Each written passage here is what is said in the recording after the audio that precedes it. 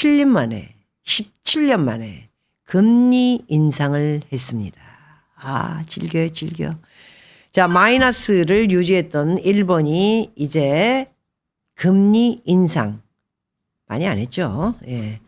껌 따먹게 하는 거죠. 이게 끝은 아니다. 또 언제 올릴까? 이게 관건이라는 말씀을 드리고요. 2007년 이후에 17년 만에 처음으로 그 기존 금리를 인상을 단행한 가운데 전문가들은 서로 다른 이야기를 하고 있습니다. 잘난 척하는 사람도 되게 많고요. 내가 그랬지. 일본 금리 올라봤자 애나 오르지 않는다 그랬지. 나도 쉽지 않다고 얘기했어. 금리 올라봤자 일본 왜냐하면은 달러 유지 높은 달러 유지를 해야 되기 때문에 일본 금리 올려봤자 크게 돈이 엔화가 오른다. 이거는 그렇지 않을 것이다. 좀 시간이 오래 걸릴 것이다. 증거자료 있죠. 그 이야기를 했어. 너만 얘기한 거 아니야. 잘난 척이야 지금. 그렇습니다. 그래서 이 미국의 연준이 그랬던 것처럼 일본은행이 공격적인 속도로 금리를 인상하지 않을 것이라는 점에 동의를 하고요. 다만 일본은 이제 금리를 얼마나 더 인상할지 이제 한번 올리기 시작했으니까 올려야죠. 금리를 크게 올리게 되는 것은 어쩔 수 없습니다. 인플레이션 지금 올라가고 있습니다. 디플레이션이 아니에요. 일본은 디플레이션이 아니고 인플레이션이 되고 있습니다. 그럴 수밖에 없는 것은 바로 월급을 올리기 시작했습니다. 어디가? 기업들이 올리면 개인 회사들도 올리고 자영업 알바도 올리고 다 올라가죠.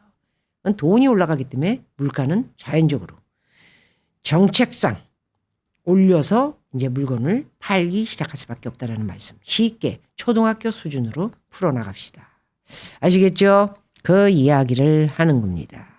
그래서 이제 일본에 대해서 많은 분석가가 올해 말 일본은행이 정책금리를 0.1%로 유지할 것으로 예상했지만 일본은행 금리 인상 행보가 여기서 끝나지 않을 것이다 라는 좀 더 많이 올릴 것이다 그런 거죠. 그렇지만은 자, 위에다 피벗.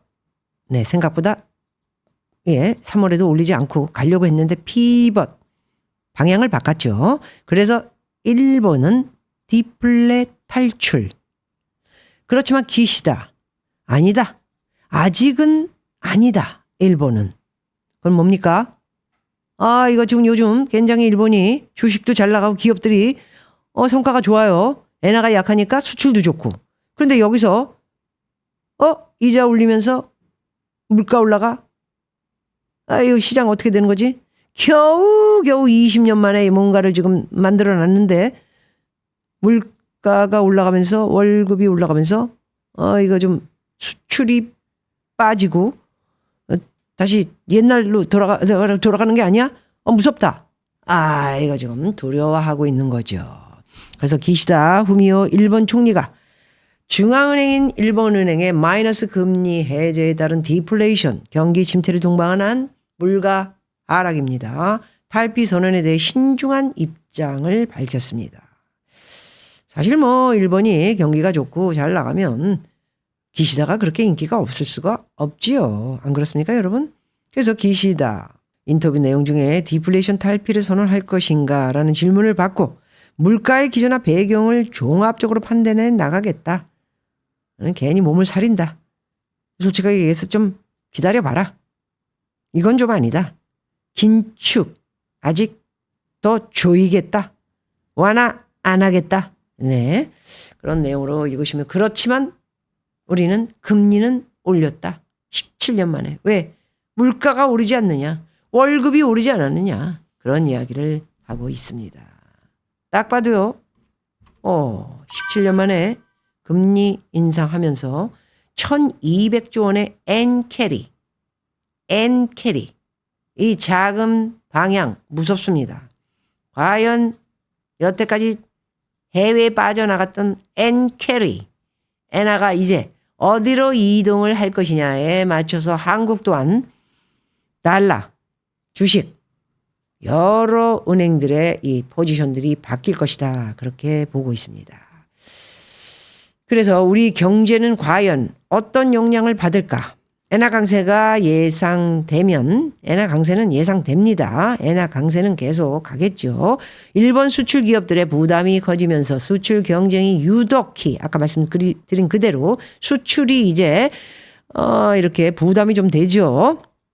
그래서 치열한 우리 기업들로선 반사 이익을 볼 수 있다는 관측인데, 금리가 싼 엔화를 빌려 달러로 투자했던 1200조 원, 어마어마합니다. 엔캐리 트레이드 자금이 다시 일본으로 돌아갑니다.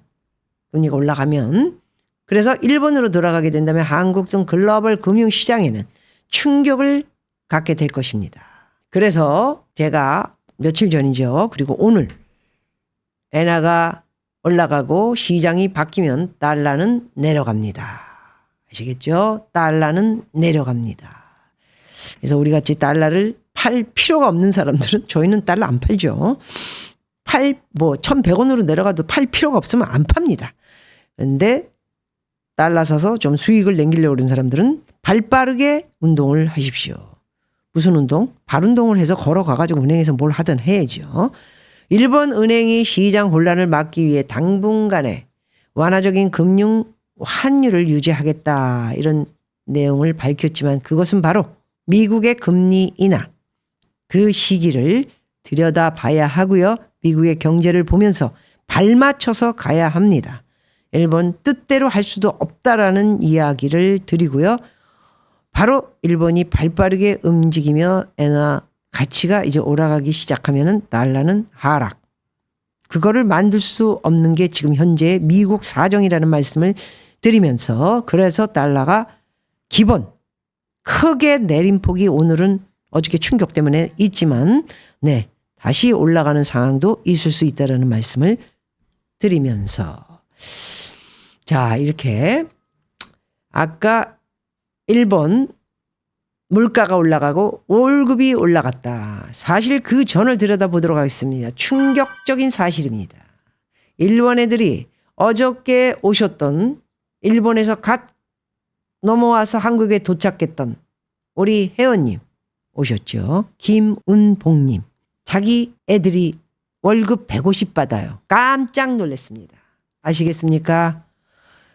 제가 이런 말을 함부로 못하는 게, 우리 애들이 지금 그런 거 받는 거 자체가 말도 안 되는 얘기예요. 개소리야. 이렇게 얘기하기 때문에 제가 욕먹을까 봐 얘기 안 했습니다. 우리나라 월급이 미국보다 높은데도 되게 많습니다. 미국이 더 낮아요. 월급이 더 낮다고요. 이건 어떻게 된 겁니까? 그래서 우리나라는 희망적이지 못하다라는 말씀을 드리는 겁니다. 아시겠어요? 미국의 우리나라보다 월급이 더 낮다고요. 2,000불, 2,500불 주급으로 받습니다. 아니 물론 많이 받는 데는 많이 받고, 우리나라는 더 많이 받는 데는 많이 받죠. 기본적인 월급을 말씀드리는 거고, 일본은 150 많이 받으면 200, 더 많이 받으면 300, 대기업은 370도 못 받습니다.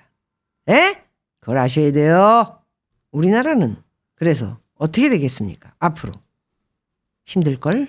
네, 그렇습니다. 그래서 사실이, 충격적인 사실, 한국 직장인 월급 일본보다 많다. 그러니까 물가가 올라가는 건 당연하죠. 자, 보십시오. 도쿄보다 높은 서울의 생활비, 도쿄보다 높은 서울의 생계비 세계 16이다. 뭔 건방지게 227개 중에 우리나라가 16입니까? 생활비가 무슨 생계비가 세계 16이냐고요. 생계비가 세계 16이면 삶의 질은 그래도 한 10위권 안에 들어야지. 이게 뭡니까? 삶의 질은 81위. 이런 상황에 접혀 있는 대한민국.